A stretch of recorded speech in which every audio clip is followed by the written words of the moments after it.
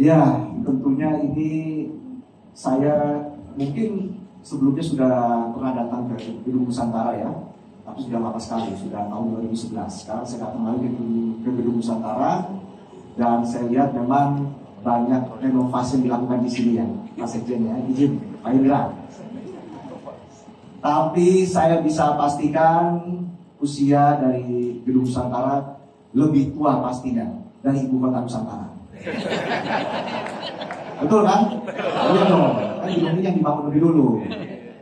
Nah, hari ini kita ada di acara ngopi, yaitu ngobrol seputar IT. Semoga habis ngopi pagi ini nanti rapat nggak ngantuk ya. Bisa aja saya. Tapi ini baru pertama kali saya datang ke acara ngopi, nggak ada kopinya nih. Sengaja minum air putih biar lebih sehat ya. Oke. Kalau kita bicara soal ngopi untuk acara pagi ini, temanya adalah sinergi digital untuk parlemen modern. Dan tentu bintangnya hari ini adalah aplikasi Nusantara. Boleh tepuk tangan untuk aplikasi Nusantara?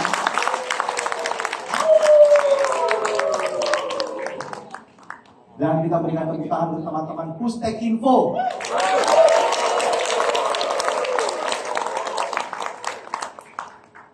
Jadi kalau nanti ada yang tanya, kok anggota DPR nggak kelihatan sih kerjaannya? Berarti belum install aplikasi Nusantara. Ya, makanya install aplikasi Nusantara. Dan juga jangan lupa login. Betul ya Pak Sekjen ya?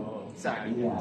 Jadi saya juga himbau kepada para pimpinan fraksi dan juga para anggota dewan, mohon diinfokan ke para anggota yang lain untuk segera menginstall aplikasi Nusantara agar aspirasi dari rakyat bisa ditindaklanjuti oleh anggota dewan. Setuju? Baik, langsung saja kita akan menikmati acara ngopi. Nikmatilah insight-nya, nikmatilah diskusinya, dan kita harap aplikasi Nusantara bisa memudahkan kinerja dari para anggota dewan untuk terus menindaklanjuti aspirasi dari masyarakat. Baik. Dan langsung saja kita akan melakukan diskusi ya terkait dengan aplikasi Nusantara. Kalau begitu saya langsung undang narasumber kita yang pertama. Kita sambut Ibu Dr. Desi Ratnasari, MSI, MPSI, Psikolog.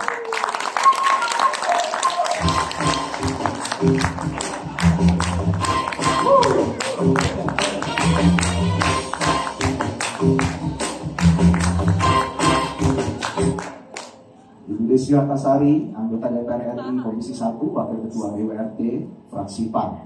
Dan kita akan undang narasumber yang kedua, yaitu Bapak Insinyur Sumaryandono, MPM. Kami persilakan.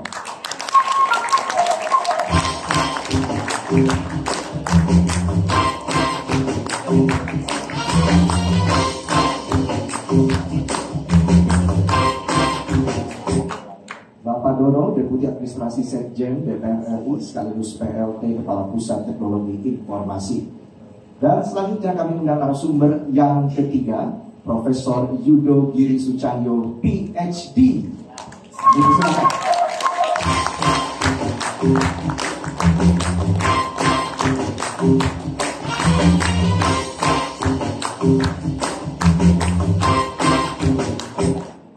Profesor Yudo, Guru Besar Universitas Indonesia. Kita berikan tepuk tangan sekali lagi untuk tiga narasumber kita pada acara ngopi di pagi hari ini. Baik, kalau begitu kita langsung ngobrol aja ya. Yang pertama tentunya dengan Ibu Desi. Apa kabar Ibu Desi? Alhamdulillah, sehat. Sehat ya. Baik, jadi kita akan langsung berbincang terkait dengan aplikasi Nusantara. Ini adalah super app yang katanya akan memudahkan kinerja dari para anggota dewan untuk menindaklanjuti aspirasi dari masyarakat. Nah, perlu pembuktian kayaknya ya. Perlu pembuktian ya. Baik, Ibu Desi, sebenarnya kalau saat ini tantangan dan kebutuhan anggota DPR terhadap teknologi itu seperti apa? Saya duduk di sini kayaknya sih gara-gara saya salah satu pimpinan di BWRT. Soalnya tiap hari-hari kita mau Pak Indra nih, sama Pak Dono. Jadi semoga saya duduk di sini bisa merepresentasikan apapun yang menjadi harapan dari seluruh anggota yang beragam, dari mulai yang milenial sampai yang kolonial. Saya mungkin bagian kolonial gitu ya. Dan harapannya tentu berbeda tentang kebutuhan atau keinginan atau support system apa yang dibutuhkan oleh mereka tentu berbeda. Ada yang suka paper, nggak bisa kalau nggak coret-coret. Ada yang nggak, aku mau paperless. Ada juga yang seperti itu. Tapi tentu Sekjen dalam hal ini Pustek Info Sekjen tentu harus bisa memberikan dukungan yang beragam tersebut. Ya. Lagi beda maunya. Itu off the record ya. Beda mau ini juga tentu harus ada alterisasi yang bersifat personal approach. Oleh karena itu ada dukungan TA, gitu ya. Ada dukungan TA anggota, dan dukungan TA AKD, ada dukungan TA fraksi. Banyak banget jenis TA karena alterisasi tadi, gitu ya. Terus yang saya harapkan itu yang paling utama adalah kita selalu mendapatkan sumber informasi terkait bahan rapat. Update tadi Pak Indra udah bilang, kita pengen tahu rapat sebelumnya ngomongin apa sih, kesimpulan rapat sebelumnya. Itu biasanya kan kalau paper kita pasti akan meminta TA kita untuk siapin dong bahan rapat, siapin dong risalah rapat sebelumnya. Nah itu belum tentu bisa dengan gercep gaspol dapatnya. Padahal permintaan anggota off the record ya, permintaan anggota biasanya udah duduk di rapat, kan pasti kayak lupa ke dapur nyarinya ya, gitu. Nah jadi oleh karena itu digitalisasi, dalam era digitalisasi sekarang tentu apalagi dalam satu genggaman tadi kan ya, jualannya dalam satu genggaman, insya Allah sih menurut saya asumsinya akan lebih cepat untuk memberikan dukungan dan kebutuhan tersebut yang diinginkan oleh anggota. Terus kemudian biasanya kalau lagi rapat anggaran, kita kan nggak pernah tahu realisasi anggaran, memang ada rapat realisasi anggaran. Tapi risalah hasil rapatnya, apa yang dibicarakan oleh masing-masing mitra kerja juga belum tentu kita bisa dapatkan gercep gaspol. Ya. Semoga dengan jualan tadi dalam satu genggaman itu juga bisa terjawab. Karena kan biasanya, kalau anggota DPR pengen serba cepat ya. Ya, ya. Nah, Yakin saya. Itu off the record ya. Pengen serba cepat, serba instan, tapi nggak suka yang panjang. Kalau misalnya risalah raportnya ada, jangan kan dua halaman tuh masih, kalau 2 halamannya segini doang, kayak executive brief, mungkin mereka langsung oke, bisa gitu, artinya pointers. Tapi kalau 2 halamannya dari ujung sampai sekarang, font-nya kecil, udah langsung bilang apa ini? Udah kamu tulisan, kamu tulis aja jangan lama, gitu. Oh gitu. Nah, itu off the record juga ya. Jadi, banyak juga ya off the record. Oh banyak, karena permintaannya banyak banget kan, dan keragamannya juga banyak. Malu karena saya backgroundnya pendidikan psikologi, jadi saya membaca karakter yang ini orangnya sukanya gini, ada yang suka juga gampang. Pointer saja dikasih ke saya, nanti pengembangannya saya ada juga yang seperti itu. Oke. Jadi karena keragaman itulah, semoga dengan dalam bentuk satu aplikasi, apapun yang dibutuhkan oleh anggota DPR itu bisa hadir dalam satu genggaman, insya Allah lebih mudah. Karena biasanya jadwal kunjungan atau rapat internal deh ya, saya urutin ya, banyak banget kan maunya ya. Selain rapat internal pasti akan menghasilkan jadwal-jadwal rapat di AKD ataupun komisi, dan keinginan dari masing-masing anggota untuk kemudian bisa ikut serta di dalam kunjungan kerja. Ya. Itu kan suka berubah ya, fleksibel lah itu tuh, yang jadwal rapat itu fleksibel. Nah kalau misalnya kebayang nggak kalau terjadi penggantian 5 kali saja, berarti kan udah ada 5 kertas dan 5 informasi yang disebarkan. Ya. Dan biasanya belum tentu gitu. Jadi biasanya sekretariat masing-masing AKD atau komisi akan japri. Oke. Oke. Jadi updatingnya apa dia tahu? Jadi updatingnya pasti akan lebih banyak oleh TA atau ASPRI. Gitu ya. Nah oleh karena itu biasanya ada grup WA ASPRI, ada grup WA TA, ada grup TA masing-masing juga tuh, ada AKD maupun ada komisi. Jadi biasanya tuh kalau HP-nya TA ataupun ASPRI biasanya akan ngejamnya sering, karena bagian yang harus dilihat gitu. Nah semoga dengan jalur tadi kan kita sekarang ini kan ASPRI kita akan berbicara tentang bagaimana mengupload perjalanan Kundapil, Sosgap itu di MPR, dan DPR masing-masing tuh punya kegiatan-kegiatan yang berbeda. Ya. Nah itu kan beda-beda juga aplikasi saat ini. Jadi mereka biasanya keluhannya, iya teh, muncul komputer nang yang ini itu cerita bisa diupload, iya teh, padahal isukan katanya ya. Ada ini nggak ada ya, nggak ada subtitle, nggak ada. Jadi mungkin tadi checklist gara-gara lagi update IG story kali. Karena kan biasanya Aspri itu akan mengupload semua SPPD-nya, bentuk nanti cap sebagai laporan itu memang bentuknya paper. Tapi kalau untuk semua pengajuan-pengajuan perjalanan anggota, baik itu pengajuan anggota melalui AKD atau komisi maupun Pundapil ataupun Bunker Reses, itu semua bersifat pribadi dan dilakukan oleh Aspri. Jadi jalurnya banyak kan? Ya. Nah tadi janjinya Pak Indra, semoga dalam satu genggaman semua sekarang udah ada. Alhamdulillah, di mana-mana dia one stop enak ya, one stop shopping enak gitu kan, shopping online apalagi ibu tinggal check out masuk keranjang gitu. Nah semoga sekarang juga bisa check out sehingga semuanya bisa lebih mudah lagi. Ya. Tapi yang terpenting menurut saya apa yang disampaikan oleh saudaraku Rizky itu menjadi lebih penting. Ketua kita tuh bilang kalau udah dibikin yang super kayak tapi anggotanya nggak mau pakai juga dia mubazir. Ya. Nah oleh karena itu penekanan untuk kemudian mengajak anggota untuk mau menggunakan, terserahlah siapa yang mau nguploadnya, terserah siapa yang mau makainya, mau lihatnya. Yang penting itu udah ada persetujuan dari anggota sendiri, karena itu kan tadi Pak Indra bilang sifatnya personal anggota only. Jadi datanya benar-benar dijaga kerahasiaannya anggota only. Kalau ternyata anggotanya meminta TA-nya yang suruh ngeliat, ngecek dan segala macam, kayak itu mah gentleman agreement, komitmen bersama antara TA dan anggota gitu ya, cuma nggak apa-apa, nggak ada urusan dengan aplikasi, tapi aplikasi sudah menyediakan ini khusus untuk anggota jenah gitu ya. Saya sih senang aja seperti itu karena pasti akan lebih mudah buat saya untuk atau nggak apa-apa ya pakai bahasa Sunda sedikit, hampura ya. Jadi menurut saya tuh memang sekarang tuh eranya sudah harus begitu. Di Forum Digi sendiri saja kemarin hampir 50%-nya ya ketua ya, 59% terjadi efisiensi anggaran dan semuanya bermuara di ATK. Berarti kan paper termasuk merenan. Nah masa kita minta mitra kerja kita untuk efisiensi, kita sendiri tidak melakukan hal itu. Nah semoga dengan aplikasi ini bisa menggiring seluruh anggota untuk belajar, walaupun change itu susah ya. Change itu nggak mudah. Change itu perlu komitmen, perlu kedisiplinan, perlu konsistensi, perlu keberlanjutan. Nah, semoga dengan aplikasi Super App ini berlanjut berkembang dan digiring juga anggotanya, siapapun anggotanya, karena kami juga P3K, pejabat pemerintahan yang berjanjian kerja ya, 5 tahunan. Kan 5 tahun lagi saya juga nggak tahu kepilih lagi apa enggak kan. Nah, oleh karena itu perlu juga ada sustainability, sosialisasi dan edukasi berkelanjutan kepada anggota-anggota nanti siapapun anggotanya sehingga tetap digunakan hal ini dan berkembang terus. Jadi tidak mubazir ilmunya para profesor yang dikumpulkan di aplikasi ini, tidak mubazir juga anggaran yang sudah dikucurkan ke sini, anggaran rakyat, APBN, dan ini juga tentu dimanfaatkan oleh kami sebagai wakil rakyat. Kurang lebih seperti itu. Kepanjangan nggak jawabnya ya, maaf. Gak apa-apa Ibu Desi, banyak-banyak. Mau tambah lagi gak apa-apa Ibu Desi. Boleh tepuk tangan Ibu Desi. Jadi diharapkan ke depan itu nggak lagi kita melihat misalnya anggota bawa dokumen yang banyak, yang tebal. Sebenarnya bukan anggota ya, Bang? Oh iya. Kayaknya kasihan mereka. Udah bawa dokumen tebal nggak repot kan? Pengalaman saya, ini off the record ya, beneran off the record. Tapi saya akan agak besar ngomongnya.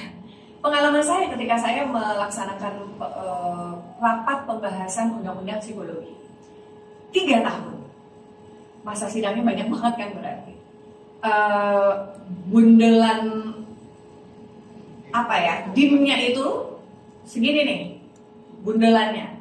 Kebayang nggak kalau dalam satu masa sidang aja akan ada 5 kali rapat? Berarti kalau ada anggota yang tidak bawa TA atau asprinnya lupa bawa itu bedelan, berarti dia udah punya berapa kilo di rumah bedelan. Karena setiap rapat pasti akan minta. Nah ini kan perlu kedisiplinan menurut saya. Nah yang ini kalau dijadikan sebagai paperless dan bisa di-download ini bagus menurut saya. Kalau masalah nanti ada yang kebiasaan kolonial seperti saya, dan saya mah lebih suka paper, cina nyata pun naon sih, kasih aja apa kek, laptop kek atau apa yang lebih gede gitu menurut saya.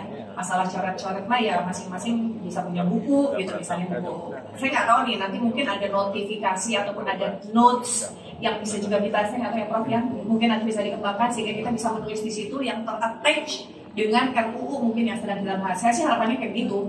Harapannya tuh kalau kita setiap kali rapat tinggal buka, tahu risalah rapat sebelumnya, tahu perkembangan anggaran dari mitra kerja kita sebelumnya, terus kita kompilasi. gitu ya. Habis dikompilasi, mungkin ada bantuan TA fraksi ataupun TA anggota ataupun TA AKD dan komisi yang juga ngasih source itu. Ya. Jadi pemikirannya jadi komprehensif menurut saya. TA kita, TA fraksi karena itu mah pesanan fraksi, barangkali ada arahan dari ketumnya gitu kan. TA anggota berarti dia harus mengkompilasi apapun yang menjadi tanggung jawab kita sebagai anggota DPR. Ada dari TA komisi ataupun AKD yang juga memberikan masukan. Jadi semuanya itu komprehensif perspektif untuk kemudian kita suarakan menjadi suara rakyat yang memberi manfaat juga bagi rakyat, insya Allah. Harapannya sih jika gitu ya, itu mah ideal. Ya semoga kita juga ideal semua ya. Karena kalau saya ngomongin saya, kesannya saya jadi ngomongin semua orang juga, saya ngomongin orang, saya juga kena gitu kan. Ya sama teman kan ya Mas ya, Kang Rizky juga ya. Kalau Mas Rizky ini, oh dia mau udah simpel, udah langsung gini kan, gitu. Karena kelihatan banget muda kan. Iya. Mas ini juga pasti sama muda. Kalau saya masih rada-rada kadang-kadang bisa, baru kesini lagi. Kalau saya masih peralihan lah kalau saya ini. Bisa aja Bu Desi ya.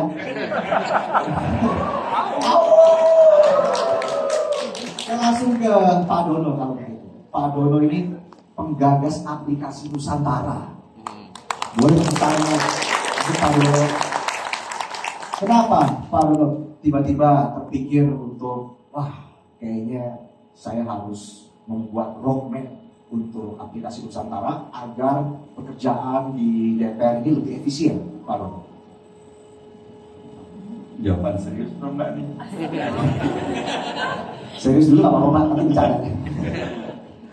Jadi gini, di Kesekjenan ini kan salah satu unsur supporting system untuk DPR ya. Apapun kebutuhan daripada pimpinan dan anggota itu harus kita bisa respon dengan cepat gitu ya. Dan kita tahu di sini ada 580 orang dengan berbagai macam pemikiran, kepala, kepentingan dan segala sesuatunya. Ada yang minta cepat, ada yang minta diperpanjang, ada yang minta spesial gitu ya, perlakuan khusus gitu ada. Beragam khusus. Ketikut saya jadi. Off the record gitu ya. Nah, terus yang kedua juga sebenarnya dari aplikasi yang kita siapkan sebelumnya itu sebenarnya sudah diadakan atau tersedia sebenarnya oleh beberapa unit kerja gitu ya. Hanya saja itu tersebar di beberapa aplikasi sehingga kalau misalnya ada kebutuhan untuk tolong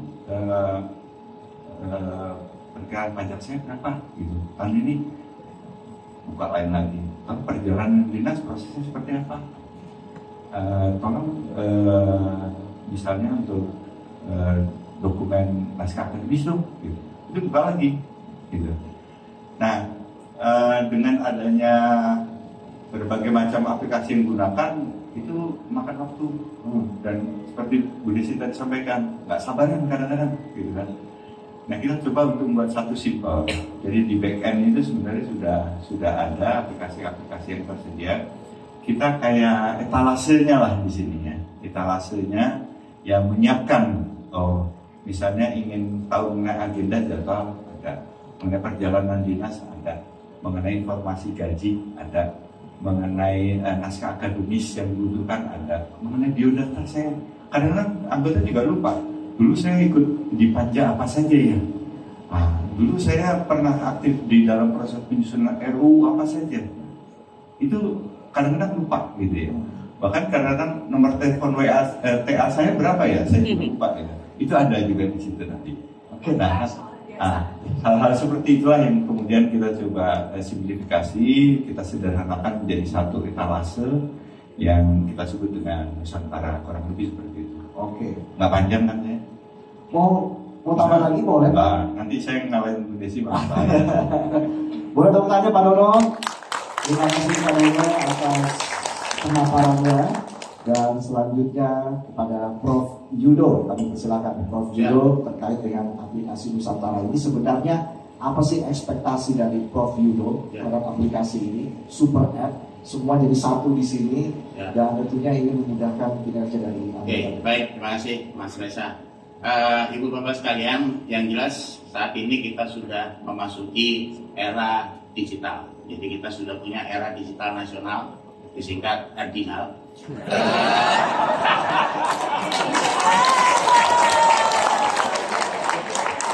Bisa aku Pak Fidel?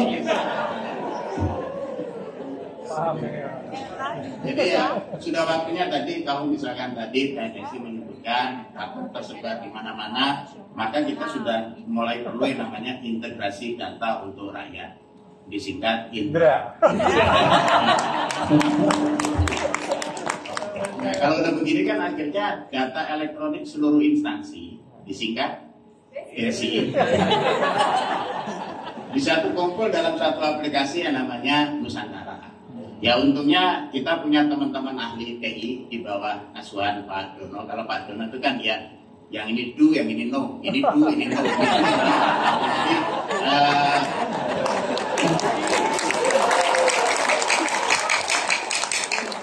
beliau sangat tahu persis gitu mana yang harus dikerjakan dan mana yang tidak. Dan kebetulan kita punya banyak ahli TI. Ada, kalau Mas Valen kan sudah ahli TI sejak lahir, namanya aja Valen TI.